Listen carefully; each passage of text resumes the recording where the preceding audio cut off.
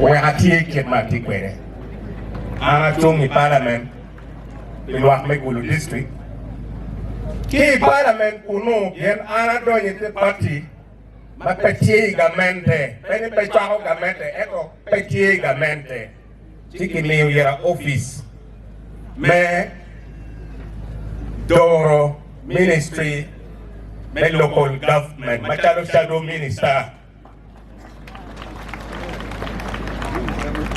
Eko minister na iwaje tibu be pia eko wa tibu te ale ko tibu bala jambe.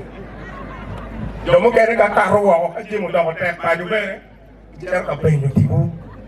Ande na gamen o be penya ka kama local government Uganda peti atema be. Ana foi mate waru be pekin wa bichung ko bi lok pia choli. Apoi mate. Roba be kari duchu wado chingwa wafoi roba matek tiko pala champen. Lokomo Anya Gilbert Olanya gangwati amoro. Ameta fo matek lokomo iwel maduong Kitman. Afo ila lidya rotema kachel gilo wori lutela ducho irwamba pari. Lawo maga obire wel maduong Kitman kayiro mamana afo yu matega dada. Acholi wajo ni ripe ayetero chiwa mete wono giripe Kitman.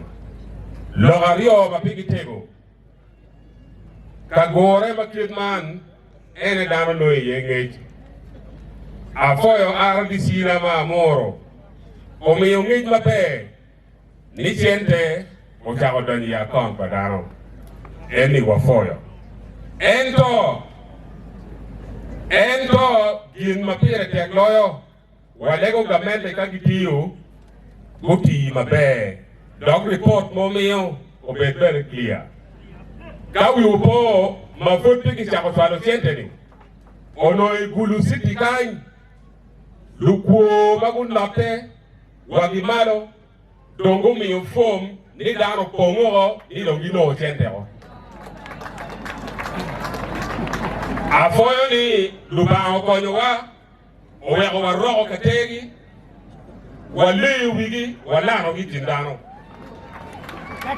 Dinero wunto badono chenteni ichawali eni doro chiroko fom eroni ni dodo milo arabichi.